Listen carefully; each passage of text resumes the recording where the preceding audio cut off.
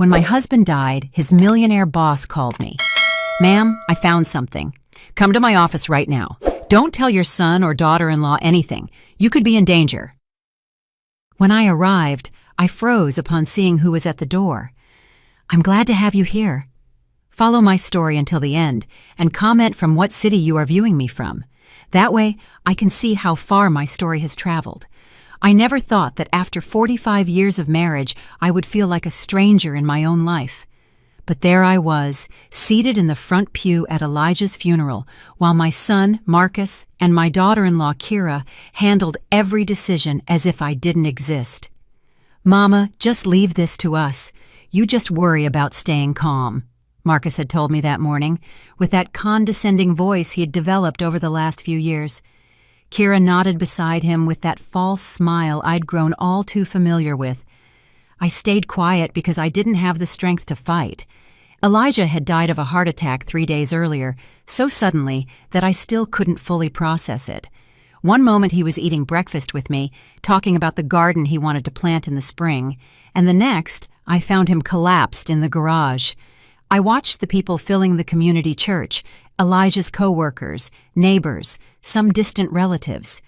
Everyone approached Marcus and Kira to offer condolences, as if they were the ones who were widowed. I was just an old woman of 68 who needed to be shielded from the trauma. "Grandma is very fragile," I heard Kira whisper to someone. "Marcus and I are taking care of everything." Fragile. That word hurt more than any empty condolence. Elijah never saw me as fragile. To him, I was Lena, his partner, his equal. But ever since Marcus married Kira 5 years ago, everything had gradually changed. During the service, I noticed something strange. Marcus seemed more relieved than grief-stricken. Every time someone approached to console him, he responded with a composure that bordered on indifference. Kira, for her part, had tears in her eyes, but something about her expression felt calculated, as if she were putting on a performance. After the burial, at the home Elijah and I had shared for so many years, people gathered for the lunch Kira had organized.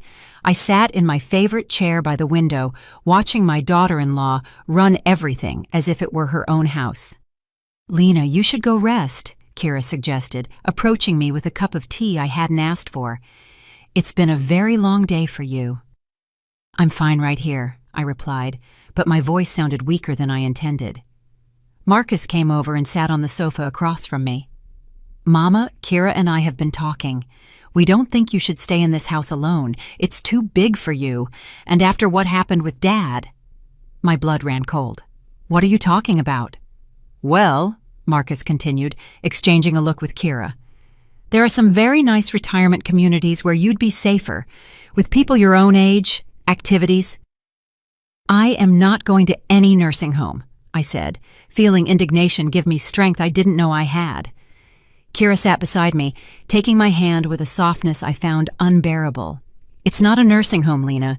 They are elegant senior living facilities, and we could visit you every weekend. This is my home," I mumbled, but I already felt my resolve crumbling under their pitying gazes. The conversation was interrupted by the phone ringing. Marcus got up to answer it, and I could hear his voice from the kitchen, though not the exact words. When he returned, his expression had changed. "It was someone from Dad's office," he said, looking annoyed. "They wanted to talk to you about some paperwork." "What paperwork?" I asked. "I don't know. I told him you were indisposed, that they could arrange anything with me." Something in his tone bothered me. "Marcus, your father worked at that company for 30 years. If they want to talk to me about something, I have the right to hear it." "Mama, don't worry about those things. We'll handle all the paperwork and legal affairs."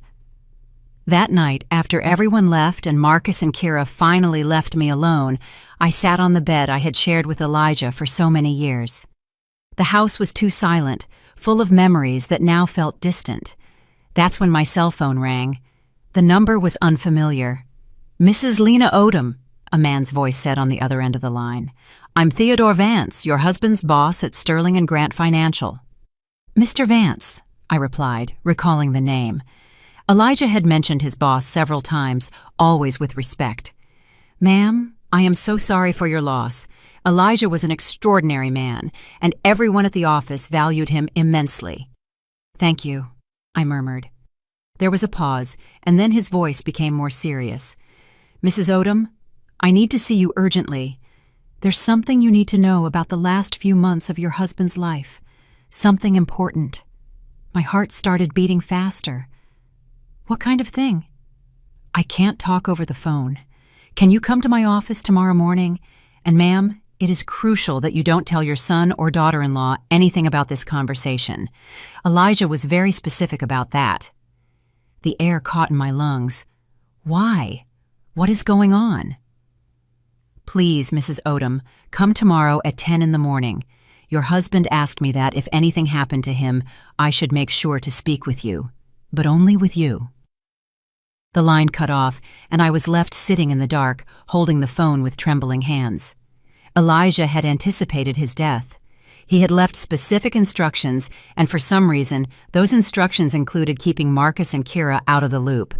For the first time since his death, I felt like my husband was talking to me from somewhere far away, telling me to pay attention, that this was not the time to be fragile. Something was terribly wrong, and I was the only one who could figure it out. The next morning, I woke up with a determination I hadn't felt in months. For the first time since Elijah's death, I had a clear purpose. I dressed carefully, choosing the navy blue suit Elijah always said made me look elegant and strong. Marcus called early, as he had been doing since the funeral. How did you sleep, Mama? Kira and I were thinking maybe you should stay with us for a few days. I'm fine, son, I replied, trying to sound normal. In fact, I have to go out this morning. There was a pause. Go out where? My mind worked quickly.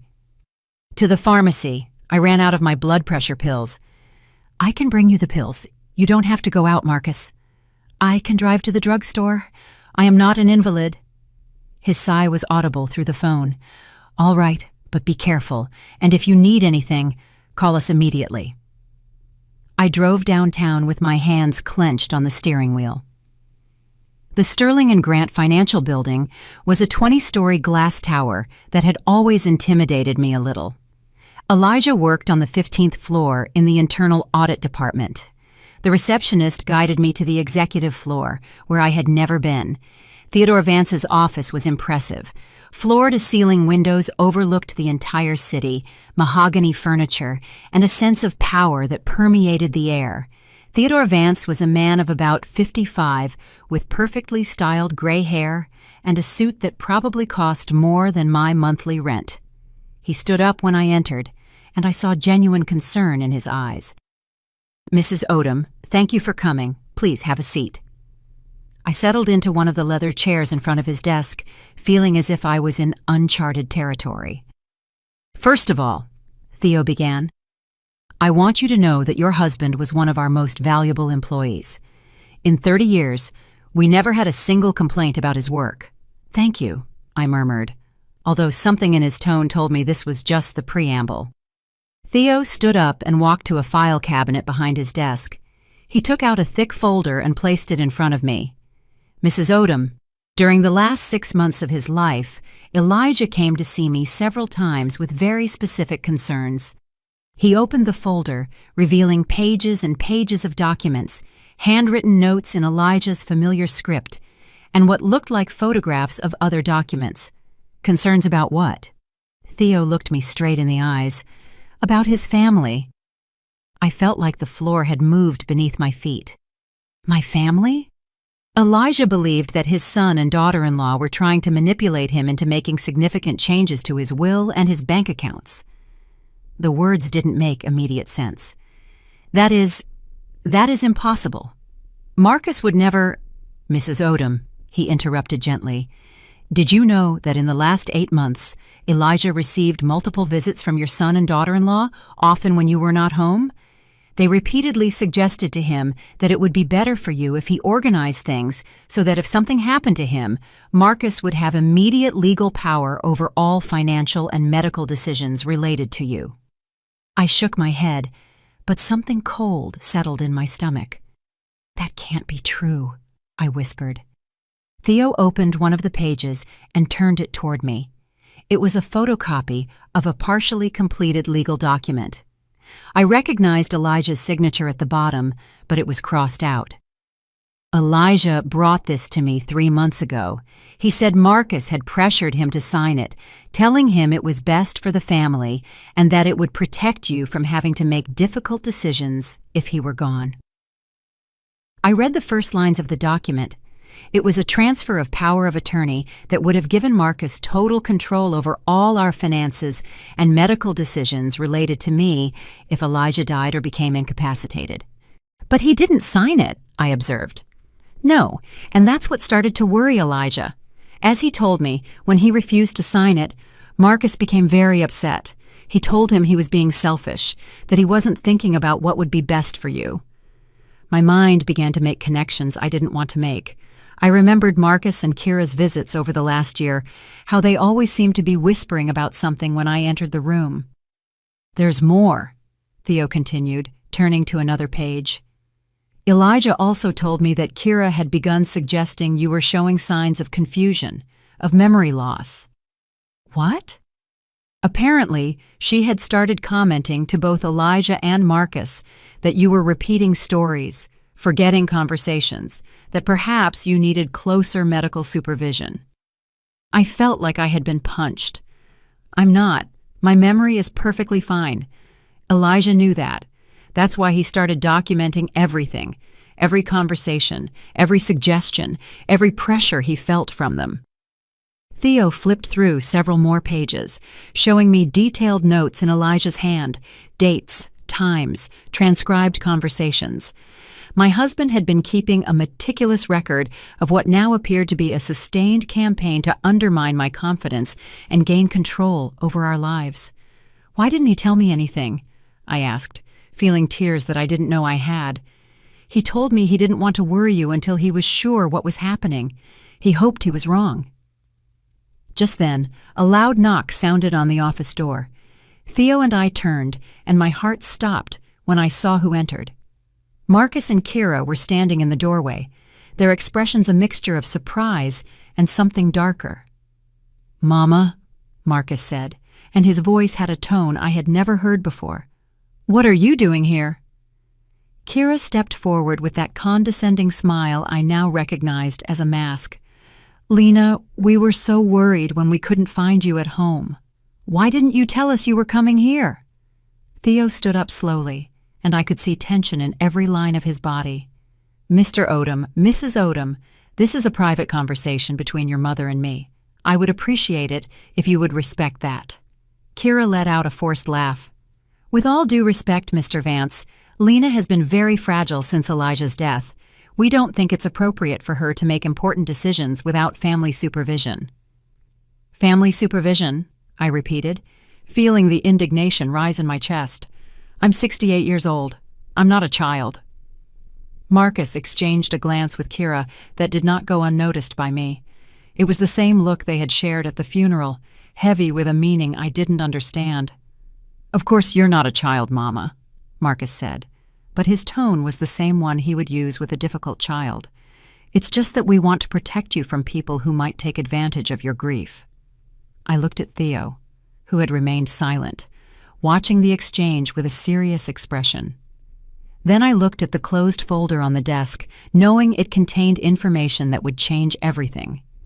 "Theo," I said, using his name deliberately, "could you give me a few minutes to talk to my son and daughter-in-law?" He nodded. "Of course. I'll be right outside." Once he left, the air in the room changed completely. Marcus visibly relaxed, as if he had won something important.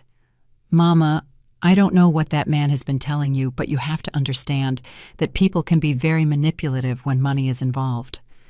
"Money?" I asked. Kira sat down in the chair next to me. "Lena, honey, we know Elijah had a considerable life insurance policy, and with the house and his savings, there are unscrupulous people who take advantage of widows." Something cold settled in my stomach. "How do you two know about Elijah's life insurance?" Marcus and Kira exchanged another one of those charged glances. "Well," Marcus said, looking uncomfortable for the first time, "Dad mentioned it a few months ago when we were talking about—" about making sure you were taken care of if something happened to him." "Funny," I said slowly, "because Elijah never mentioned those conversations to me." The silence stretched between us.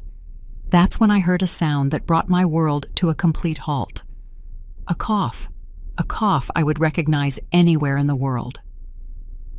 The three of us turned toward the door of the private bathroom connected to Theo's office. The door slowly opened, and a figure emerged that made my heart stop and then start pounding so hard I thought it would jump out of my chest. Elijah, my husband, the man I had buried 4 days ago, was standing there, alive, breathing, looking at me with a mixture of love and apology in his eyes. "Hello, Lena," he said softly. I think I screamed. I'm not sure. What I do remember is that the world started spinning around me, and if Elijah hadn't rushed toward me, I would have fallen out of the chair. "What? How?" I mumbled, touching his face with trembling hands to make sure it was real. Behind us, I heard Kira let out a gasp, and Marcus murmur a word I prefer not to repeat. Elijah held me carefully, his familiar hands steadying me as they had for 45 years. "I'm sorry, my love. I'm so sorry to have put you through this. But it was the only way." "The only way to what?" I asked, though a part of me was already beginning to understand. Elijah looked up at Marcus and Kira, and his expression hardened in a way I had never seen before. "The only way to protect you from them." Marcus found his voice first. "This is impossible. You're dead. We saw you. There was a funeral. There's a death certificate." Elijah straightened up, but kept a protective arm around me. There was a falsified death certificate, with the help of a very discreet doctor and a funeral director who owed a few favors. Theo helped me set up everything. "But why?" I whispered. Elijah looked at me tenderly before addressing Marcus and Kira again. "Because I found out what you were planning." Kira turned pale. "I don't know what you're talking about." "No?" Elijah said, walking toward the desk and opening the folder Theo had closed. "Then you don't recognize this?" He pulled out a series of documents and placed them on the desk. Even from where I was sitting, I could see they were copies of emails, text messages, and what appeared to be transcribed recordings. "Mama is starting to show signs of dementia. I think you should consider the possibility of her needing full-time care soon. If Dad signs the documents I prepared for him, we can make sure she has the best possible care when the time comes." Elijah read aloud from the document. My son had gone completely white. Elijah continued reading. Kira agreed, and the sooner the better. The house alone is worth almost $500,000, and that's not counting his retirement savings. I sat down heavily, feeling like I had received a physical blow. They had been planning to declare me incompetent. They had been calculating the value of our house, of our savings. "This is taken out of context," Marcus said desperately. "We were worried about Mama. We just wanted to make sure." "Make sure of what?" Elijah interrupted. "That you could control her life, that you could declare her incompetent and put her in an institution while you sold the house and spent our savings?" Kira stood up abruptly. "This is ridiculous, Elijah. Faking your own death is a crime. There are fake certificates, fraudulent documents." "You're right," Elijah said calmly. "I am willing to face the consequences, but first, I wanted Lena to know the truth about what you two have been planning." He walked up to me and took my hands. "My love, for the last 8 months, they have been visiting me regularly when you are not here. At first, I thought it was because they worried about us, but I gradually realized that every conversation was designed to convince me that you were losing mental capacity, that you needed supervision, that it would be selfish of me not to make legal arrangements to protect you." I looked at Marcus, my son, the baby I had carried in my arms, whom I had comforted during nightmares, whom I had loved unconditionally for 35 years. "Is that true?" I asked him. For a moment, I saw something in his eyes that might have been shame, but then it hardened. "Mama, you don't understand the financial pressures we face. Kira and I have debts. Obligations. So it was true, I murmured. Elijah squeezed my hands. When I realized what was happening, I hired a private investigator. We discovered that Marcus has gambling debts of over $150,000, and Kira has been using credit cards in your name without your knowledge. The world wobbled around me once more. Credit cards in my name? 3 different cards, Elijah said softly, with a total debt of over $10,000. Kira finally exploded. This is enough, Elijah. I don't know what kind of sick game you're playing, but this ends now. Lena, let's go. Clearly your husband has lost his mind. But I didn't move. For the first time in months, maybe years, everything made sense. The constant visits, the exaggerated concern for my well-being, the suggestions about my memory, the rush to make me make decisions about my future immediately after the funeral. They hadn't been taking care of me. They had been preparing me to be sacrificed. I am not going anywhere, I finally said. My voice was stronger than it had sounded in a long time. But I think you two should leave. The expression on Marcus's face changed to something I had never seen before. He was no longer my worried son. He was a stranger who had just lost something he had been counting as his. Elijah helped me sit on the office sofa while Theo returned with a bottle of water and a grave expression. Marcus and Kira remained standing near the door, like cornered animals deciding whether to flee or attack. "Lena," Elijah said softly, kneeling in front of me, "there's more you need to know." My mind was still struggling to process that my husband was alive, that he had faked his death, that my son and daughter-in-law had been planning to steal everything from me for months. But something in Elijah's expression told me the worst was yet to come. "More?" I murmured. Theo opened another section of the folder and pulled out what looked like a series of photographs. He placed them on the coffee table in front of us. "These photos were taken by the private investigator over the last 6 weeks," Elijah explained. I picked up the photographs with trembling hands. The first showed Marcus entering what looked like a casino. The second showed him at a poker table, betting chips representing amounts of money I couldn't imagine. The third showed Kira in an expensive jewelry store trying on a necklace that cost more than our mortgage payment. "Marcus," Elijah said, his voice cold as ice, "do you want to explain to your mother how you could bet $25,000 in a single night when you told me you needed help paying the mortgage?" My son didn't answer, but I could see his jaws clench. Elijah continued, "Or maybe Kira can explain how she could buy a $4,000 necklace last week when you are supposedly struggling to make ends meet." Kira finally spoke, her voice now stripped of all the false sweetness she had been using with me. "Elijah, you don't know what you're talking about. That necklace was an imitation." "An imitation of Tiffany and Amos?" Theo asked, pulling a receipt from the folder. "Because we have the receipt here, paid with a credit card in the name of Lena Odom." I felt like I had been slapped. "You used my name to buy jewelry?" "Lena," Kira said, and for the first time her mask completely cracked. "You don't understand. Marcus and I are under so much pressure. His debts, our expenses. We just needed a little temporary help." "Temporary?" I repeated. "How long have you been stealing from me?" Elijah pulled out another document.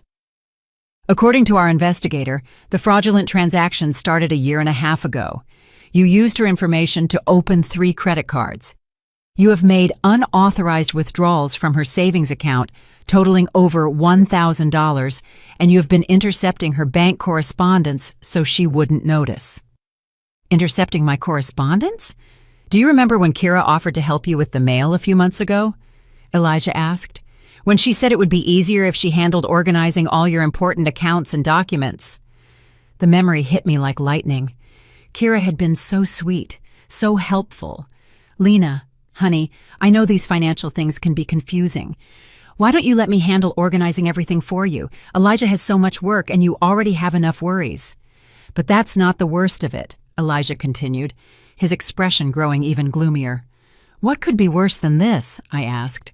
Elijah looked at Marcus straight in the eyes. "Tell your mother about the plan for the assisted living." Marcus went completely pale. I don't know what you're talking about. No? Theo said, pulling a small voice recorder from his desk. Because we have this. He pressed the playback button, and Marcus's voice filled the office. It was a phone conversation, likely recorded without his knowledge. Kira, we need to speed up the timeline. Dad is starting to ask questions, and Mama isn't acting as confused as we hoped. Kira's voice responded from the recorder. I already spoke to the director at the Magnolia Place. Did you say you have the medical documents we need? The fake documents are ready. Once Mama is institutionalized, we can sell the house immediately. The market is good right now. I felt like I was falling off a cliff. Fake medical documents. The recording continued. And what if Elijah objects? Kira asked. Elijah isn't going to be a problem for much longer, Marcus replied, and something in his tone made my blood run cold. Elijah paused the recording and looked at me with eyes full of pain. That conversation was recorded 3 weeks ago, Lena. 3 weeks before my death. The silence in the office was deafening. I looked at Marcus, trying to find some explanation, some way that this wasn't what it seemed. Elijah wasn't going to be a problem for much longer, I repeated slowly. What does that mean, Marcus? My son finally spoke, but his voice was that of a stranger. Mama, you're misinterpreting everything. We were just worried about Dad. His blood pressure had been high. He had been very stressed. Are you saying you were just waiting for me to die naturally? Elijah asked, standing up. Kira stepped forward, all pretense abandoned. Elijah, don't be dramatic. We were just being realistic about the future. Lena is going to need care eventually, and it's better to plan ahead. Plan ahead, I repeated, or speed up the process. Theo pulled another document from the folder. Lena, this may be the hardest thing to hear. It was a medical report. I read the first lines with growing horror. Patient shows clear signs of early dementia. Episodes of confusion, short-term memory loss, disorientation. Evaluation for full-time care recommended. This is a lie, I said. My voice was barely a whisper. I've never seen this doctor. Dr. Silas Thorne. I don't recognize this name. He's Kira's doctor, Elijah said. Someone who was willing to sign a false diagnosis in exchange for $10,000.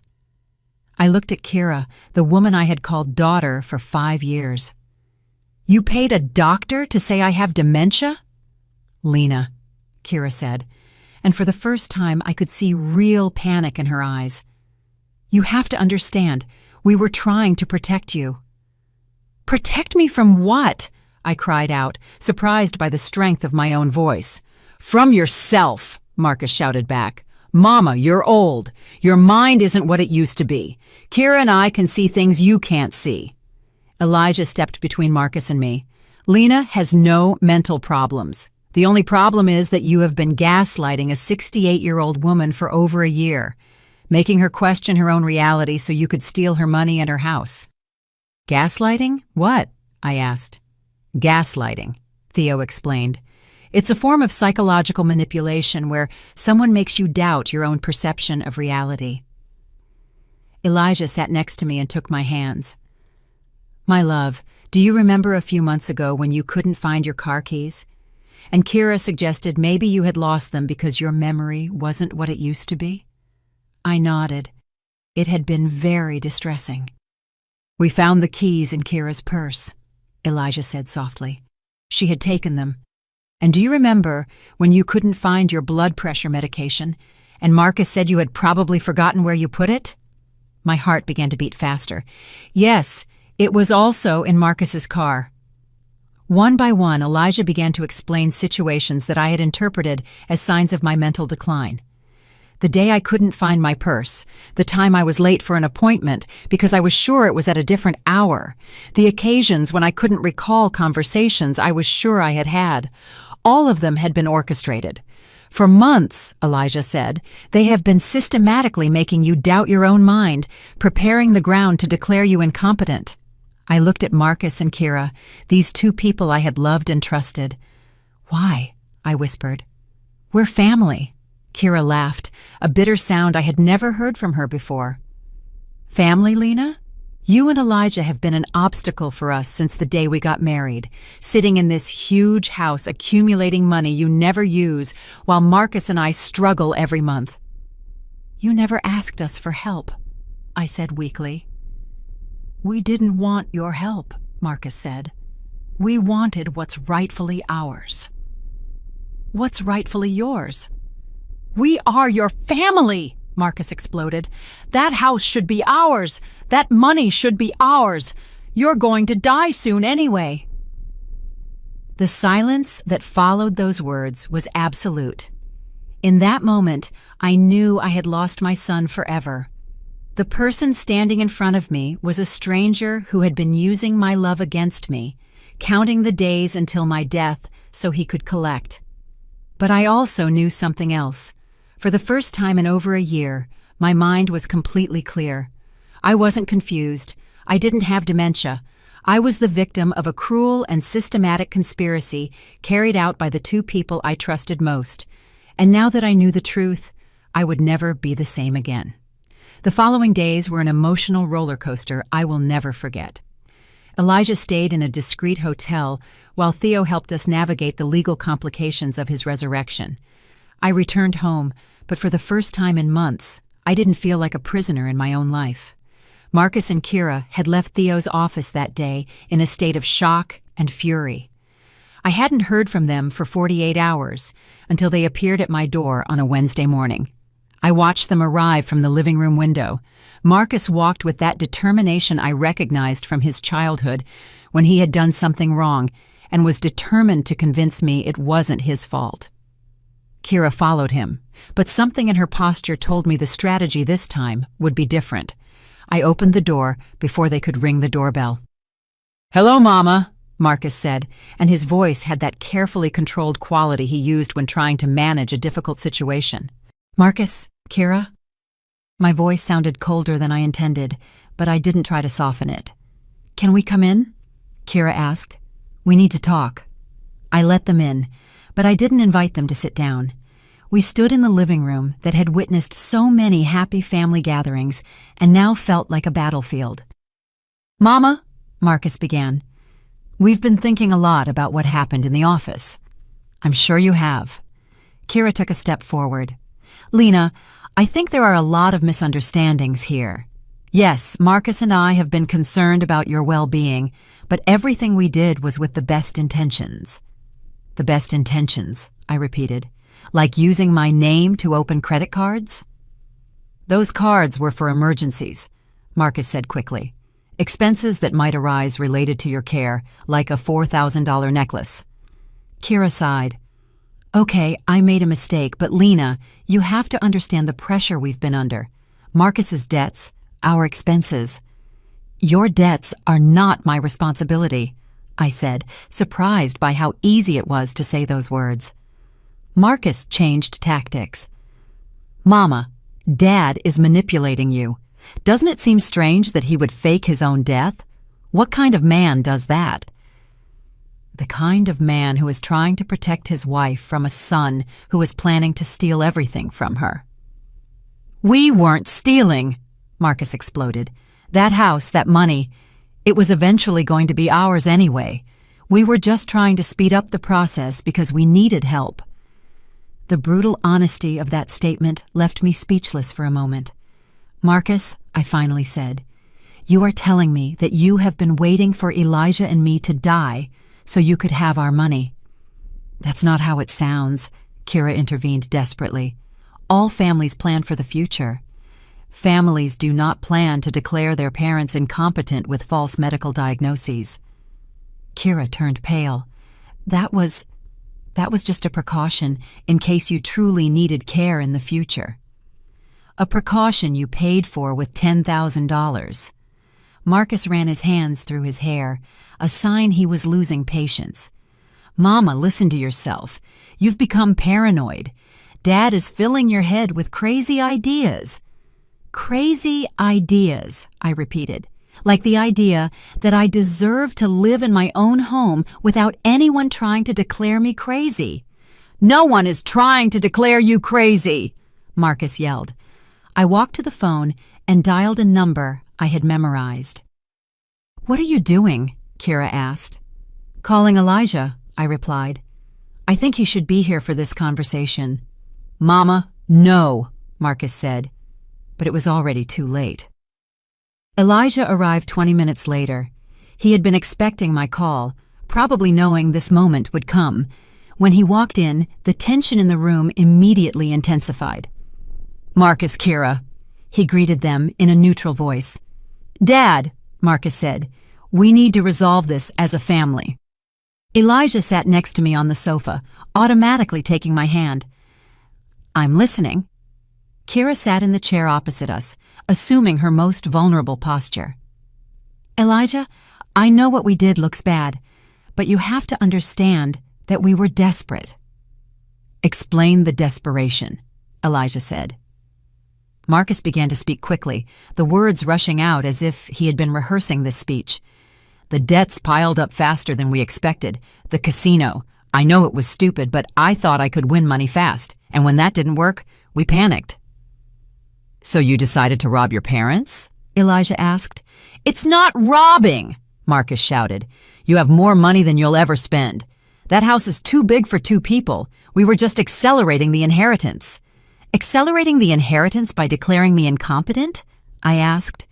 Kira started to cry. Not real tears, but the kind of calculated crying I had seen her use on other occasions when she wanted to get something. Lena, we never wanted to hurt you. We just wanted to ensure you were taken care of and that we could pay off our debts. You thought you could manage both by stealing my money and locking me up in an assisted living facility, I said. It wasn't a nursing home, Marcus said. The Magnolia Place is a very nice retirement community. You would have been comfortable there. Against my will. You would have adapted eventually, Kira murmured. The silence that followed was absolute. I think it was at that moment that even they realized how monstrous what they had been planning sounded. Elijah slowly stood up. Marcus, I want you to listen very carefully to what I am about to say. My son looked up, and for a moment, I saw a flicker of the child he had been. Your mother and I have decided that you are no longer a part of our lives, Elijah said in a firm but unemotional voice. We don't want to see you. We don't want to hear from you. And we definitely don't want you to have access to any of our finances or properties. Marcus jumped to his feet. You can't do that. I'm your son. You are my biological son, Elijah corrected, but you stopped being my family the day you decided our death would be more convenient for you than our life. Kira also stood up, her crying now completely abandoned. This is ridiculous, Elijah. Lena, you can't cut us off completely. We're family. No, I said, also standing up. Family doesn't try to steal. Family doesn't try to make their loved ones doubt their own sanity. Family doesn't count the days until you die to cash in your money. Marcus looked at me with an expression I had never seen before. You know what, Mama? Maybe you're right. Maybe this is better for everyone. Because I was already tired of pretending that I cared about you when all I really wanted was for you to get out of the way. Those words hit me like a physical slap, but strangely, they also liberated me. All the love, all the guilt, all the hope that there might be some misunderstanding evaporated at that moment. Leave, I said simply. Take your things out of my house and leave. Gladly, Marcus said, but this doesn't end here. We're going to fight this. We're going to prove that Dad faked his death, that you're not competent to make decisions. Elijah smiled, but it wasn't a kind smile. Go ahead. And when you do, be sure to explain to the judge why you were planning to declare your mother incompetent with fake medical documents. I'm sure he'll be very interested in hearing about that. Marcus and Kira looked at each other, and I could see the panic growing in their eyes as they realized they had no exit strategy. This doesn't end here, Marcus muttered, but his voice had lost all conviction. Yes, it does, I said.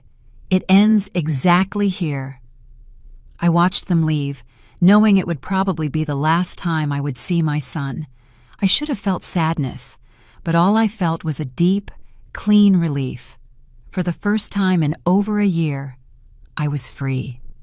6 months later, I am sitting on the porch of our new home, watching Elijah plant roses in the garden he had always dreamed of having. We moved to a small town called Redwood Springs, 3 hours away, where no one knows our story and where we can simply be Elijah and Lena, a retired couple enjoying their golden years. The transition was not easy. There were moments, especially during the first few weeks, when I woke up in the pre-dawn hours wondering if we had done the right thing. Cutting off Marcus completely felt like amputating a part of my body, no matter how infected it was. But Elijah constantly reminded me why we had made that decision. "My love," he would say when he found me crying at night, "you cannot save someone who is willing to destroy you." Theo had helped us manage the legal complications. Falsifying the death certificate resulted in some fines and community service for Elijah, but when the evidence of Marcus and Kira's conspiracy was presented, the judge was surprisingly sympathetic. "I've seen many cases of elder financial abuse," he had told us during the hearing, "but rarely one as systematic and cruel as this." Marcus and Kira tried to follow through on their threat to fight legally, but their case quickly fell apart when the district attorney decided to investigate the fraudulent credit cards and the false medical documents. In the end, they were the ones who faced criminal charges, not us. The last I heard of them, Marcus was serving 18 months of probation for financial fraud. Kira had lost her nursing license. They had divorced 6 weeks after everything came to light, each blaming the other for dragging them into such a desperate situation. I feel no satisfaction in their downfall. I only feel a strange sense of closure, like when you finish reading a book that had been disturbing you and you can finally put it aside. We sold the big house where we had raised Marcus. It was too full of complicated memories, and frankly, they were right about one thing. It was too big for 2 people. With the money from the sale, we bought this smaller house in Redwood Springs, with enough land for Elijah's garden and a view of the mountains that makes every sunrise feel like a gift.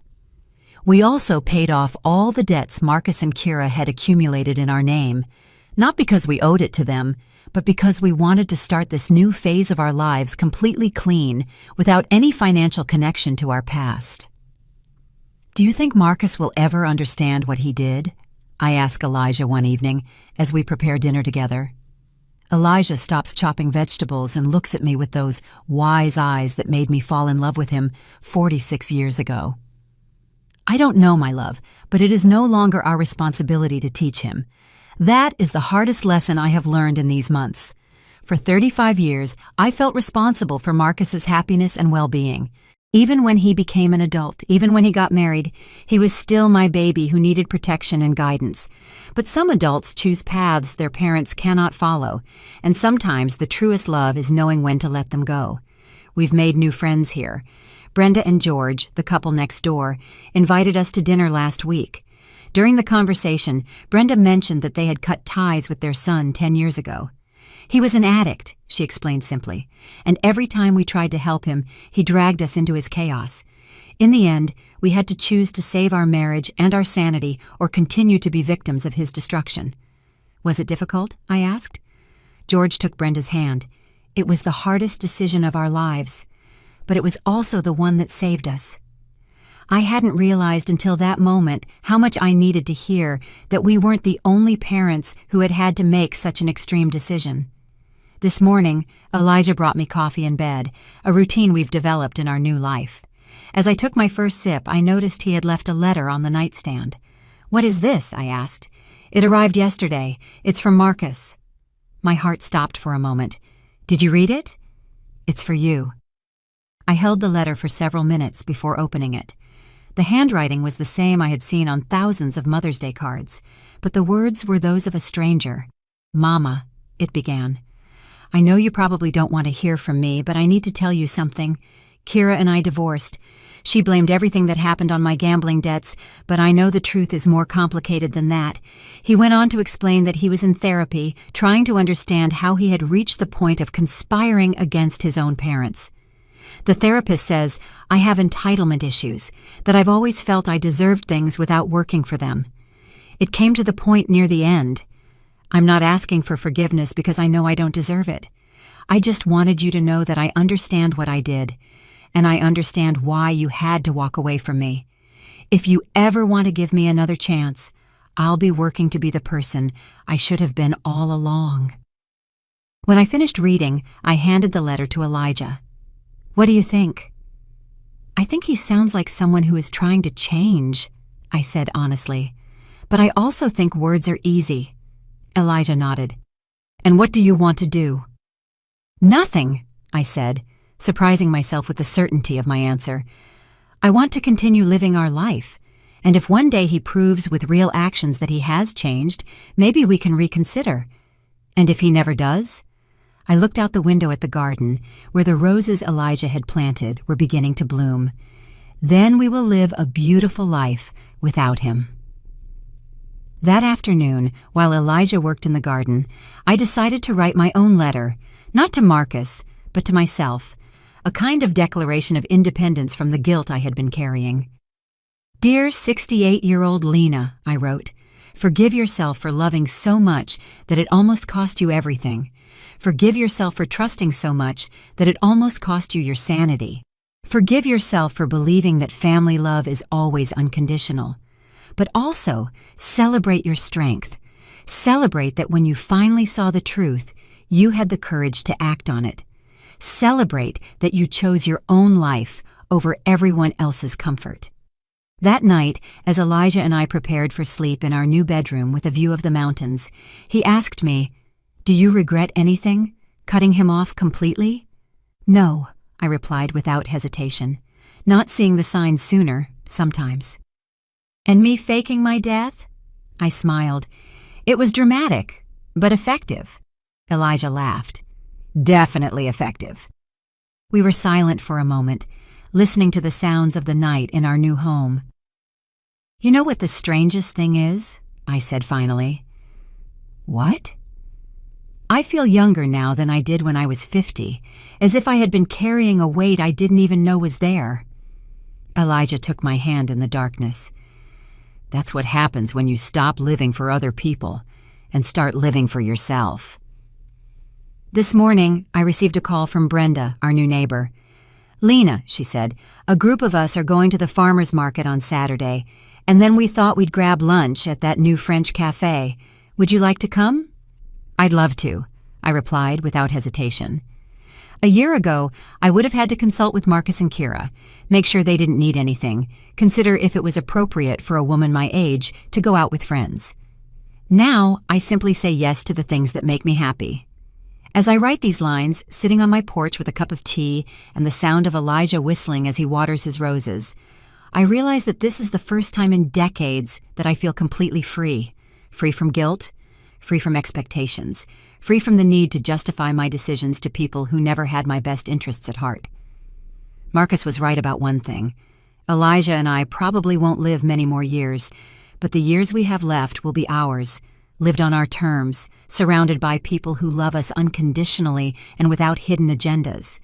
And I discovered that is worth more than any toxic family tie I may have lost in the process.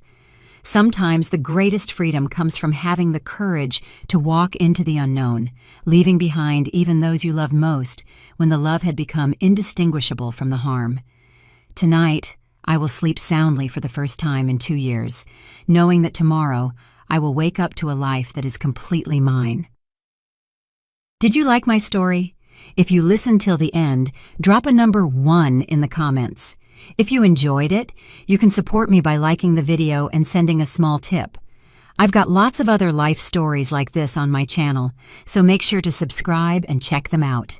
I've added 2 new stories on screen that everyone loves. Thanks for being here. See you in the next one, with love.